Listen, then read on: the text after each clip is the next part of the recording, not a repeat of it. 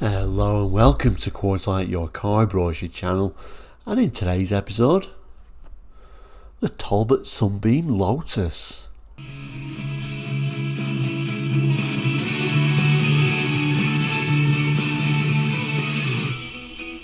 Hello and welcome back. Now if you're new to Quarterlight, we're a car brochure channel here on YouTube, looking at car brochures from around the world for the 60s, 70s, 80s and 90s and sometimes beyond that as well. So if you're interested in cars, car brochures, looking back on cars gone by, all about bringing back those memories, then please do consider subscribing. It is all completely free. So back to today's episode. As we said, this lovely brochure for the Talbot Sunbeam Lotus, the sporty Sunbeam. And certainly I remember these a lot from rallying, and Tony Pond, if you remember him, quite a bit of rallying success. Well, this is the road going version, of course, which you could buy, and I believe there are even some police car versions of these pre XR3i, etc. So yeah, a very interesting brochure. We have looked at this before, but over 2 years ago, and we've changed things around a bit, so I think we do a better job of it now. So we'll throw that on the board and have a look at today's brochure. So yeah, quite an interesting rare brochure today actually. These were very much brought about because of rallying, but before that there was also sort of like the hot hatch Sunbeam TI, which kind of like there to boost the Sunbeam image to a certain degree, and then they wanted to go rallying, and then we got this Sunbeam Lotus, which due to rebranded, when it eventually it came out as the Talbot Sunbeam Lotus. Very interesting car really. Quite rare actually to see, but like I said at the start, interestingly, Greater Manchester Police had a fleet of these, strangely enough.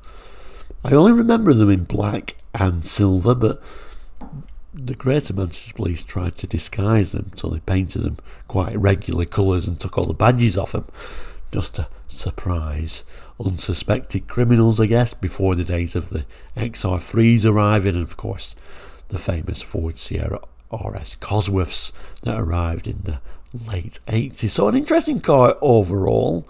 If we just go back to the end of the brochure, or the back cover of this brochure. So back page there, you can see October 79, so it is an early one, this one. Like I said, I can only really remember him in this sort of like sort of black with the silver stripes, although later on, like I said, this is a pretty early brochure. Later on they did have a moonstone blue with silver stripes, although I don't really remember those too well. But it was all about the rallying, wasn't it? World Rally Championships. Tony Pond was always the one I remember, but there were others there, and I think eventually they got the Manufacturers' Championship for Talbot, so there was a great success. Bit like Escorts brought that little bit of rally success to the Escorts, and then people wanted Escorts. I guess they were going for the same thing with these as well. Back to the front page then, quite a sort of moody, sort of dusky type image they've gone for here.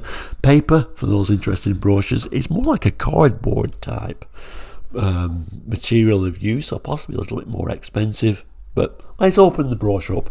There are better images inside. So when we do open the brochure, we notice that lots of nice shots of the car in many different angles, which I quite like, and also the inside. And then there's this flap which opens up to show even more images as well. We'll start with the text though, and then we'll make our way around the images. So it starts by telling us Sunbeam Lotus, the ultimate road car. This black and silver beauty combines Talbot rally experience, Sunbeam design, and a specially developed Lotus engine in one irresistible motoring experience. The 2.2 litre engine that Lotus developed specially for Talbot can take you from 0 to 60 in 7.8 seconds with a top speed of around 122. So certainly a pretty quick car, particularly if you compare that with later Escorts, or even Escorts at the same time. This was a far quicker car, and I mean that's a good 0 to 60 time in 1979 for sure. Moving down, all this from a car that seats 4 large adults in comfort and still has room for 14.7 cubic feet of luggage. The Sunbeam Lotus is a powerful saloon designed for the perfectionist. It is the biggest little powerhouse on the road. The 2.2 litre powerhouse unit has twin overhead camshaft with 16 valves and 4 inline cylinders. The engine has a 5-bearing crankshaft and wet cylinder liners. Engine block and cylinder head, main bearing frame and sump are all constructed in aluminium alloy to reduce weight. And then we've got this little bit of a gauge, but I'll move the camera down if you don't mind. It goes on to say, the power unit minus clutch weighs only 18 pounds more than the 1600 Sunbeam GLS engine. I think this was generally based on the Sunbeam GLS, and then they obviously changed quite a bit of it. Yet produces 150 bhp at 5600 rpm, nearly twice that of the 1600 GLS and 50% more than the Sunbeam TI. Sunbeam TI we talked about a little bit, that was the other sporty offering, so you can see this was a big step up from that. 2 Delauto DHLA 45E twin choke carburetors are fitted. The fuel and air mixture enters the combustion chamber via a 4-pipe aluminium alloy die-cast inlet manifold. Exhaust gases are taken direct from the side of the cylinder head through a 4-branch manifold into a single pipe run through a primary and secondary silencer into, and just before I carry on, there's a little bit of a look at that engine. Lotus clearly showing on there. So then that goes into twin tailpipes. This exhaust system, designed and developed by Lotus, is unique to the Sunbeam Lotus. Talbot low maintenance electronic ignition makes cold starting easy and improves low speed performance. The ZF 5-speed gearbox has synchromesh on all 4 gears, direct drive on 4th with 5th acting as an overdrive. Final drive ratio is 3.89 to 1. Stiffer suspension with larger diameter front anti-roll bars developed by Lotus to match the high performance and sporting characteristics of the Sunbeam Lotus. And then we got a little bit of an image there showing a 5-speed box, again 79. Nice to see a 5-speed gearbox, and it says from the quartz halogen headlamps to the full width heated rear screen with electronic wash wipe. The Sunbeam Lotus is a noticeably special car with Lotus decals on each side to prove it.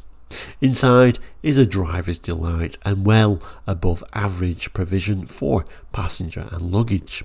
High back contoured bucket seats with inbuilt headrests, soft rim padded 3-spoke sport steering wheel, a 6-dial dash including speedometer with mileage and trip recorder, rev counter, voltmeter, fuel, water temperature and oil pressure gauges, a battery of watchdog warning lights including brake failure and front pad wear.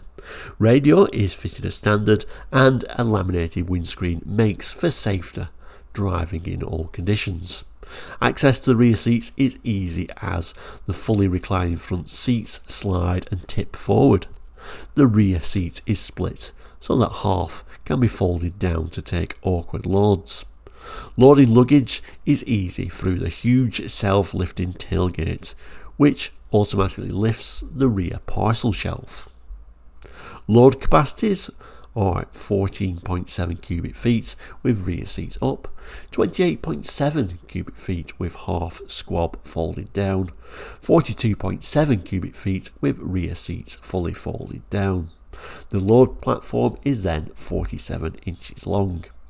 The Sunbeam Lotus is the most exciting car offered to the discerning specialist driver today. Its gleaming alloy wheels and silver side stripe enhance the purposeful black body.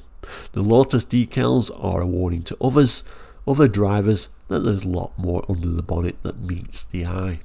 Sample Sunbeam Lotus and see what it feels like to drive. So not only is it a pretty good performance car actually for the time, it had quite a bit of equipment in there as well. Unlike the Sunbeam TI, which was very much a stripped out car and not as quick.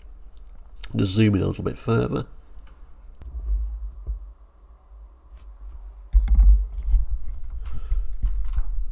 And we can see that unusual radio, that standard piece of kit. Bit of a sporty steering wheel, which we'll have another look at in a moment. And 5-speed gearbox and a clock. Now if we move back, seats are also rather nice, as is the door card. So this really isn't a stripped down sports car by any stretch of the imagination. Another look at that steering wheel. We also can see that rev counter. So not a bad car overall. And then we get these little images, only small images, so I can't get them perfect, but we can see a bit of a wiper on there from the top there. Just some nice looking, what presumably must be alloy wheels on there, and this two colour scheme. And like I said, this is a two colour scheme that I always remember. I'm just going to slide the camera along. Then we get a bit of a front view, and we can see that sort of Lotus badge on the silver section of that front wing.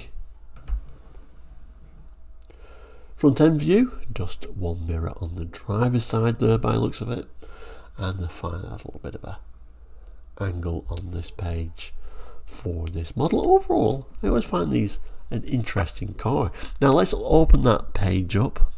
There we go, so let's pull that back, and like I say, this opens the opposite way now to reveal more images and a large image. So before we got up to, where did we get up to last time? Here. So we've got another two images at the top to look at, and then we'll come back to this main big image.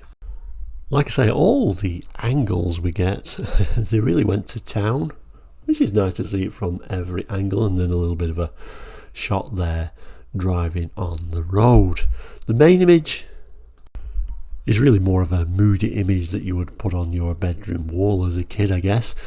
Seats look really high, don't they, with those headrests, just to remind us that actually it's quite a small car overall. So that then takes us back to the back pages then, and we can have a better look at the specifications now. So we can certainly see there's a little bit of discoloration on the back of this brochure, which has been sat somewhere for some time, who knows where. So specifications, so we get a 4-cylinder 2.2 litre Lotus engine, specially developed for Talbot, 5-bearing crankshaft unit with extensive use of aluminium alloy castings, including cylinder head and block, twin overhead camshafts, 16 valves, 2 Delotor twin choke carburetors, pre-engaged starter motor. Actual cubic capacity is 2172 cc, 150 bhp at 5600 rpm, maximum torque 150 foot-pounds at 4800 rpm. Ignition Talbot electronic system, 40 amp negative earth battery, coil and distributor with fully automatic centrifugal control, 14mm sparking plugs, alternator charging, cooling, thermostatically controlled electric fan, pressurized radiator, clutch 260mm or 8.5 inch diameter diaphragm spring, mechanically operated from pendant pedal. Gearbox is a 5-speed all synchromesh on forward gears, central floor gear change lever. Rear axle semi-floating drive shafts with high-point bevel drive, 3.89:1 final drive ratio, unitary construction, chassis and body of rigid low-stress design with strong passenger compartments and front and rear assemblies designed to deform under impact, front wings bolted on. Front suspension, fully independent coil springs with hydraulic telescopic struts and anti-roll bar, no greasing points. rear suspension, 4 links and coil springs with telescopic shock absorbers mounted behind axle. No greasing points. Steering is rack and pinion, 3-spoke padded rim steering wheel, turning circle 9.75 metres, 32 feet. Brakes, hydraulic dual circuit vacuum servo assisted system, 9.5 inch diameter front discs, 203 8-inch diameter rear drums. So unusual, it's got rear drums. You kind of like think this would have this all round, wouldn't you? Automatic adjustment, brake failure and front brake pad wear warning lights. Wheels, wide rim aluminium alloy with hub and wheel nut caps. Spur wheel housed at rear below luggage floor. Tells you about the tyre sizes there. So it tells you the petrol tank there, which is 9 gallons, located at rear. Electrically operated petrol pump, instruments, speedometer, trip recorder, rev counter, voltmeter, fuel water temperature and oil pressure gauges.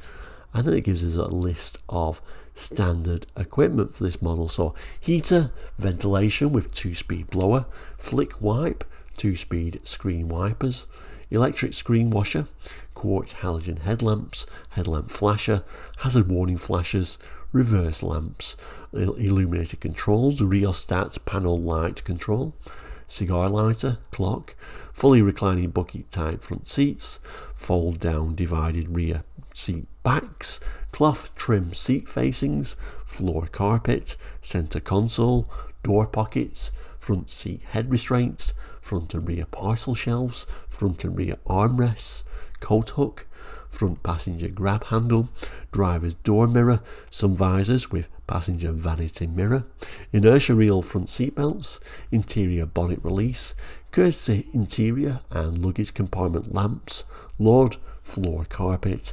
self-opening heated backlight with wash wipe, rear fog lamps, twin horns, dipping rear view mirror, laminated windscreen and a push button radio. So it gives the dimensions, weight, maximum towing trailer weight, unusually, and then paint and trim. So the exact colour that is embassy black with broad silver side tape with a grey interior trim. Talks about Talbot and Mopar approved accessories, which you can put on there if you want. Something called the Protector, which is a warranty with 12 months unlimited mileage, and the Extra Care policy with free replacement of these major parts: clutch unit, clutch plate, brake discs and pads, brake drums and lining, exhaust shock absorbers should they weigh out during the warranty period, irrespective of the number of miles driven. So that's pretty good, isn't it? Because they're obviously wearable components. So if you put enough miles on it, then those items would wear out and then they would replace them for free. So that's very impressive. I don't think there's any manufacturers that do that anymore. And it says cars used for police and taxi work are excluded from all that, which of course you would expect. Then we've got this final image of this particular model, and then right at the bottom here, where we really started the show looking at this information. The general information, though, we can change things at any time, and then it says issued by the Merchandising Department, Chrysler, United Kingdom. And moving down, we do get that date code of October 79 and the brochure code C9579120. And a nice little Talbot badge. So there we go, the Talbot Sunbeam Lotus, an interesting car. Do you remember these? Have you ridden one of these? Did you own one? Then please do jot that in the comments. Always interesting to hear how you got on. But we'll end, as we always do, by saying thank you so much for watching Quarterlight today and the Talbot Sunbeam Lotus. If you've not done already, please do consider subscribing. It is all completely free, and don't forget to give the video a thumbs up. All that really helps us greatly. You can also become a member as well for a very small fee, and that's on the home page if you'd like to look at that. But being a subscriber, that is free, so go ahead and do that straight away. But thank you so much for watching today. If you do have any memories, don't forget to jot those down. You'll see a couple of boxes popping up as well. They're for other episodes you can see. But we'll end by saying thank you so much for watching today. Please do join us again soon. Take care, all the best, and goodbye.